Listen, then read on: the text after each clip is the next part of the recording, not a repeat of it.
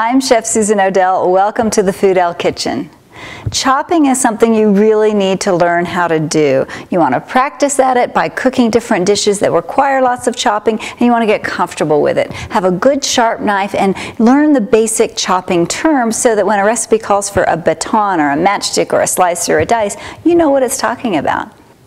Recipes will often call for different types of cuts depending on the vegetable that you're using. So for example, a leek might be julienne, garlic might be finely chopped, onions are usually sliced or chopped, carrots you cut into batons or matchstick sized pieces, and basil you chiffonade. Let's have a look at all of these different types of cuts. I'm going to use my Santoku knife because it's easy to use and comfortable in the hand, and I'm going to use a carrot to demonstrate all of the cuts except for the chiffonade. Just about anything can be sliced, and all that means is you're just going to go down the length of a vegetable and slice it. A recipe will usually tell you how big or how thick you want the slices, either 1/8 of an inch, 1/4 of an inch, 1/2 an inch, etc. That's slicing. The term dice actually refers to a size of a cubed cut. So something between 1/8 of an inch and 1/4 of an inch would be a dice, and it's got to be perfectly square. Most of the times you don't care about that, and a lot of recipes just call for something to be chopped rather than diced. Let's have a look at what that means on a carrot. So to dice my carrot, I've already cut off the thin end. Chop off my stem, and I want to cut it into length so that I can get some good square sides. I'm quartering the carrot now, and I would line them all up, and then I would slice the remainder. So now I have probably a small chop, I would say, on that carrot. It's not exactly perfect squares like that would be required in cooking school to be a dice, but it's a nice chop. It's got some hard edges to it, and it's going to be perfect for most of your cooking needs. Now that we've chopped, let's do some fine chopping. It's just what you would imagine. It's a smaller version of the chopping. I've got my carrot. Again, I'm going to cut it in half to get a good flat surface. But now, instead of cutting it in quarters, I'm going to make some thin strips, smaller strips, so that when I cut it this way, the pieces will end up being smaller. I might even cut that in half again, just to make some really fine dice or chop. Now that I've got long, thin strips, I'm going to line them up, and I'm going to make just very small cuts.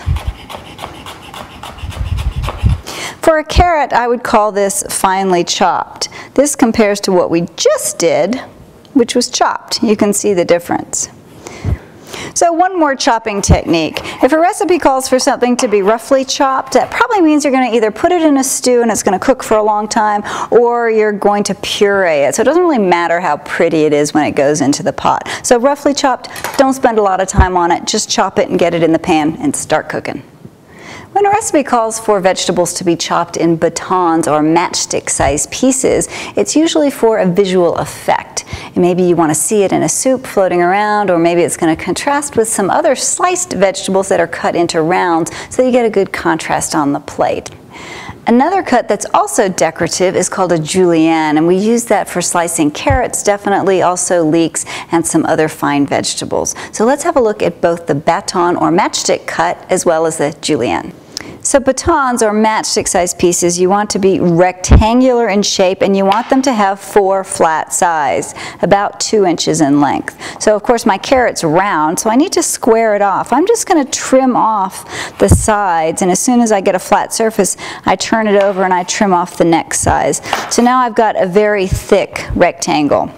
These extra bits, by the way, can be saved and used in soups or stews or stock. Just put the extra scraps in a bag and freeze them, and then you'll always have them. I know you're going to find a good use for these. Now that I've got my very thick rectangle, I'm going to cut that in quarters to get my baton or matchstick sized pieces.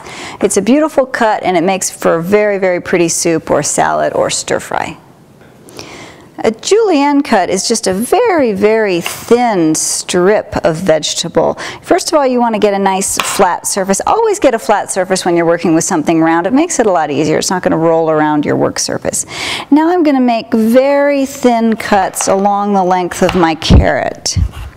And once I have those, I'm going to stack those together, maybe just 1 or 2 at a time. I'm going to stack those flat, and I'm going to cut them even more thinly. You want this to be like straw.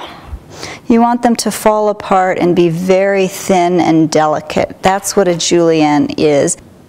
Another cut that you'll probably come across in recipes is called the chiffonade or ribbon cut. You typically use it with greens or maybe cabbage, but it really comes in handy and it's good to know how to do it.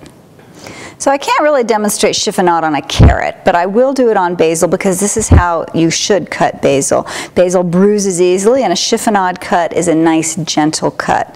All I'm doing is stacking up my basil leaves.